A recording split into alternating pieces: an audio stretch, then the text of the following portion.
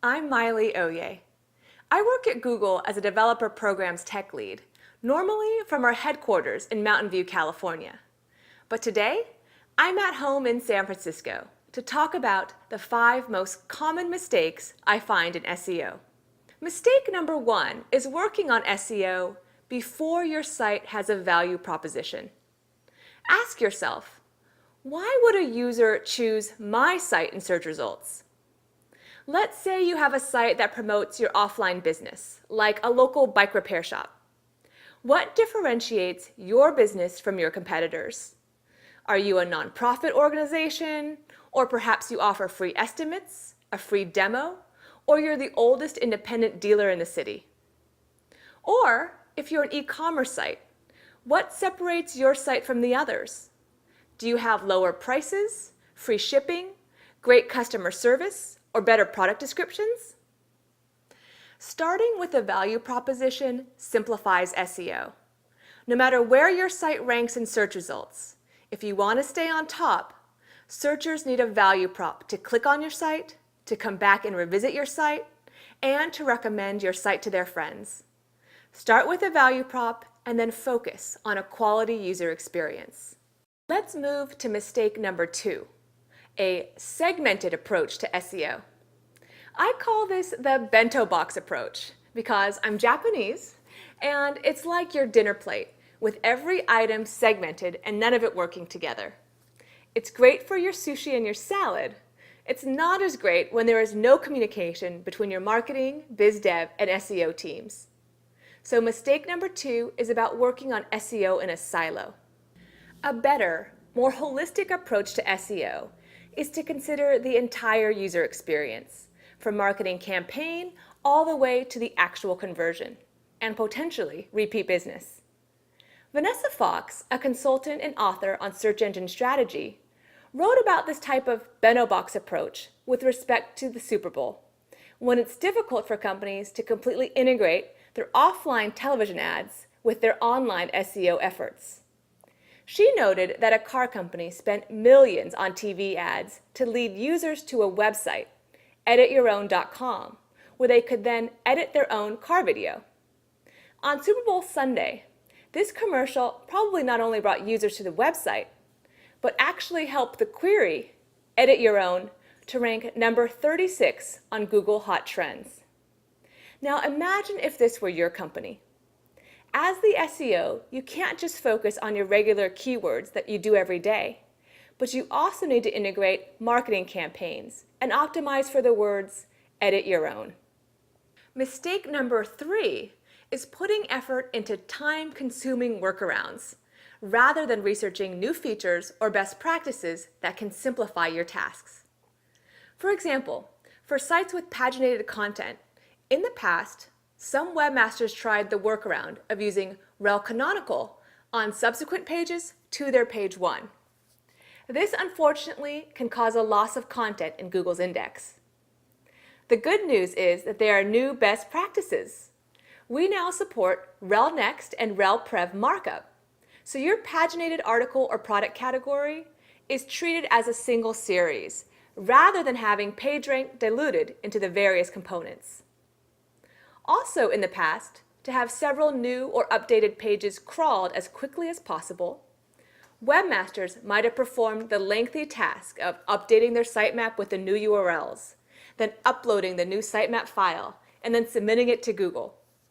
But in 2011, we expanded Webmaster Tools Fetch's Googlebot, so that per week you can submit up to 500 new or updated URLs that you'd like to be crawled, or up to 10 URLs that you'd like crawled along with their linked pages. When submitting through Fetch's Googlebot, most URLs are crawled within 24 hours.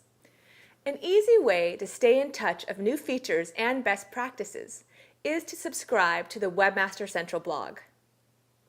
Now, while mistake number 3 is about time-consuming workarounds, often because an SEO isn't as up-to-date, mistake number 4 is along a similar spectrum, but now it's getting caught in SEO trends.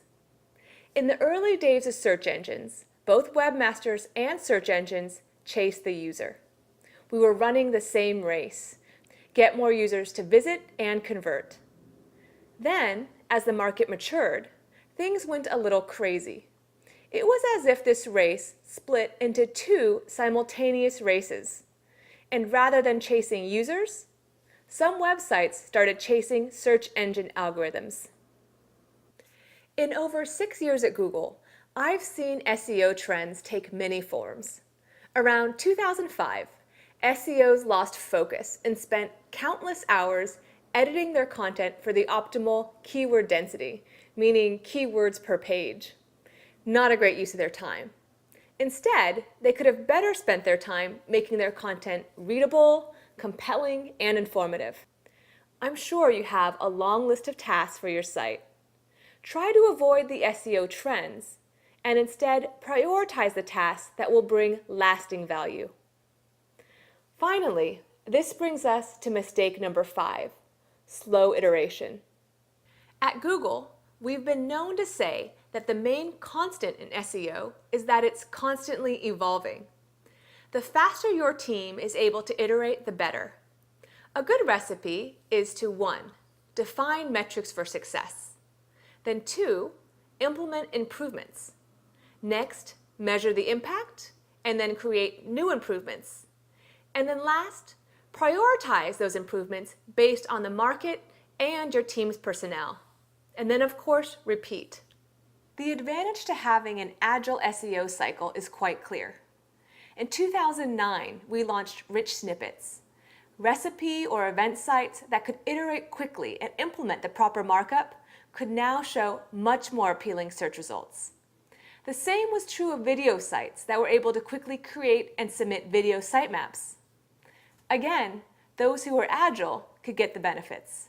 Those are the 5 most common SEO mistakes that I find. But now let's cover good practices in SEO. First, do something cool. Have a value proposition that separates you from your competitors. Second, include relevant keywords in your copy.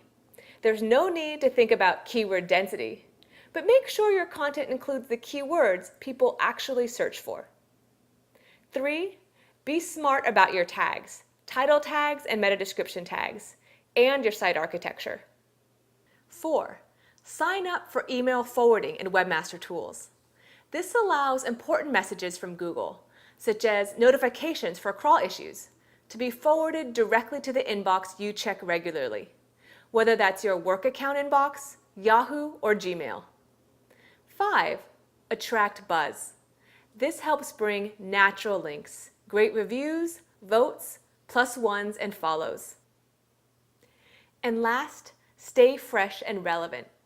Perhaps expand your reach to social media sites, if that's a great place to reach your audience. Or make sure your site is accessible on smartphones if your product is great on the go. I hope this video helps you avoid the common SEO mistakes and instead focus on the good practices that can bring lasting, positive benefit. Thanks for watching.